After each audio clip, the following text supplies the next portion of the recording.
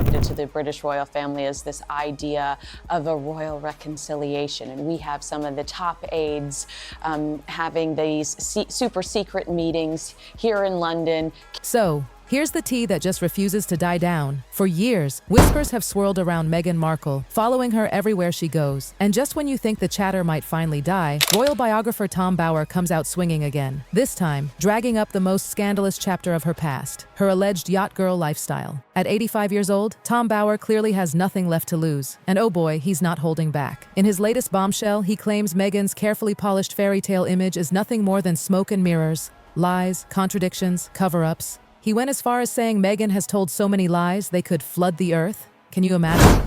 That's the level of exaggeration he used, basically saying her whole empire is built on quicksand. And here's where it gets darker.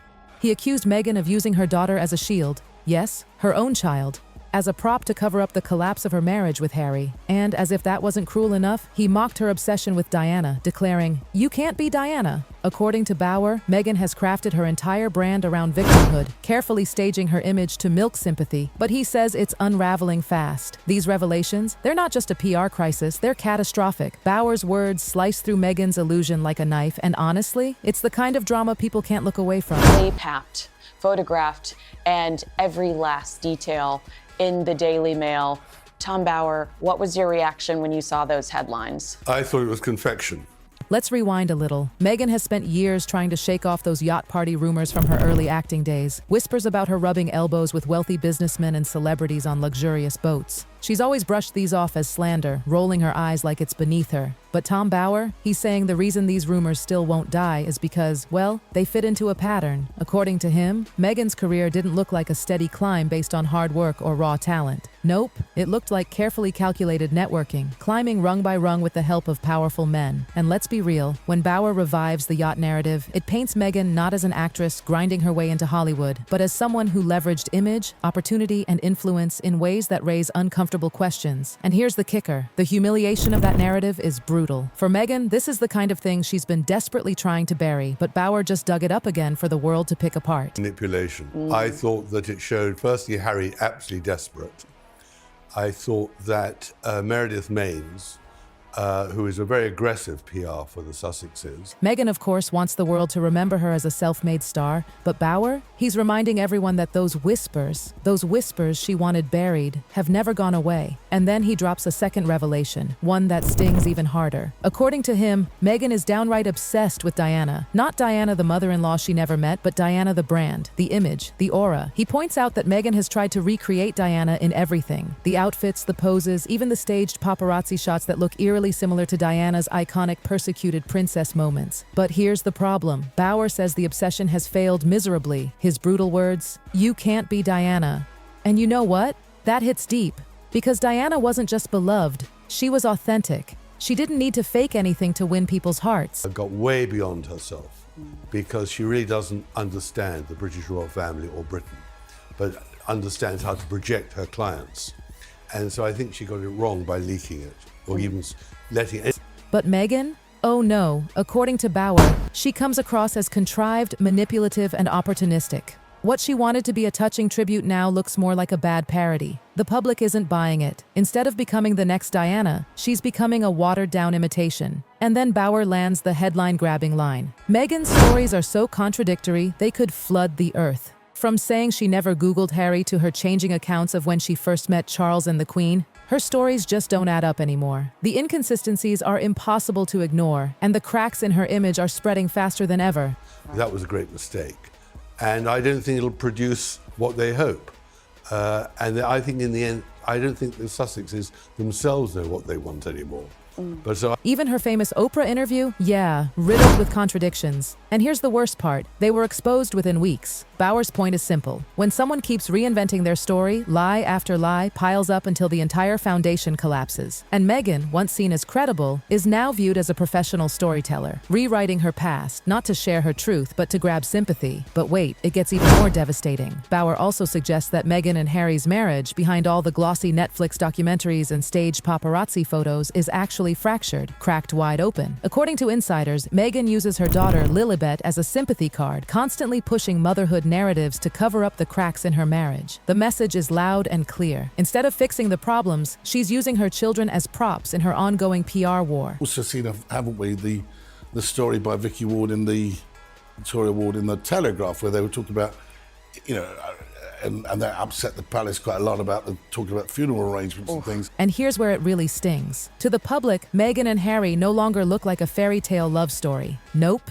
They look like a fragile business partnership, one desperately clinging to an image that's slipping through their fingers. What once was sold as a royal romance is now starting to feel like smoke and mirrors. Tom Bower then yanks the curtain back on Meghan's relationship with Hollywood. Let's not forget, when she first left the UK, she probably imagined Hollywood would open its arms wide and embrace her as royalty. And for a hot minute, it did. There was hype, there was buzz, everyone wanted to see what she would do next. But now, the shine has worn off. The whispers in Hollywood circles aren't flattering, they're damning. And is this about looking like the bigger person? Because he preaches a lot about forgiveness.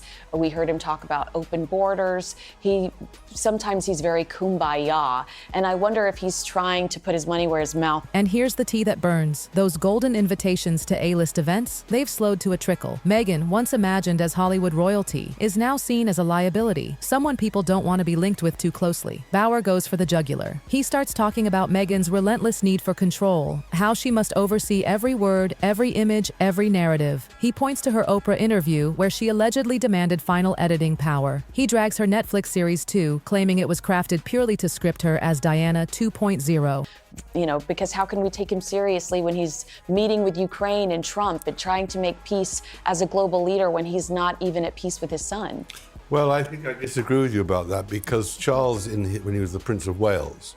And this is where the comparisons to Diana blow up in Meghan's face. Beyond just copying Diana's fashion and photo ops, Meghan has apparently tried to weaponize Diana's entire legacy as her own. But unlike Diana, who earned her global sympathy through genuine pain and vulnerability, Meghan's attempt has backfired spectacularly. Meghan can never be Diana. That's his brutal verdict. Because Diana was loved. She wasn't tolerated or mocked. She was cherished, adored. Meghan, on the other hand, is tolerated at best and ridiculed at worst. And here's the gut punch. Bower argues Meghan's contradictions have finally caught up with her. Remember the Oprah interview? The claims about Archie's title? The infamous New York car chase? Even the endless lawsuits? Every single time, details unravel. And with each unraveling, her credibility takes yet another brutal hit. Let's talk receipts. Her Spotify deal, terminated. Reports swirl about Archewell drowning in debt. Netflix, apparently cooling on the Sussexes, no longer as eager to bankroll their vision. Hollywood elites, keeping their distance. Even the royal family, the people she once thought she'd outshine, barely acknowledge her anymore. And here's the final dagger. Bower doesn't just call Meghan manipulative, dishonest, and irrelevant. He paints her downfall as inevitable. For Meghan, these aren't just criticisms tossed around by tabloids. These are the words of a man who has built his career exposing powerful figures. And when someone like him says her lies could flood the earth,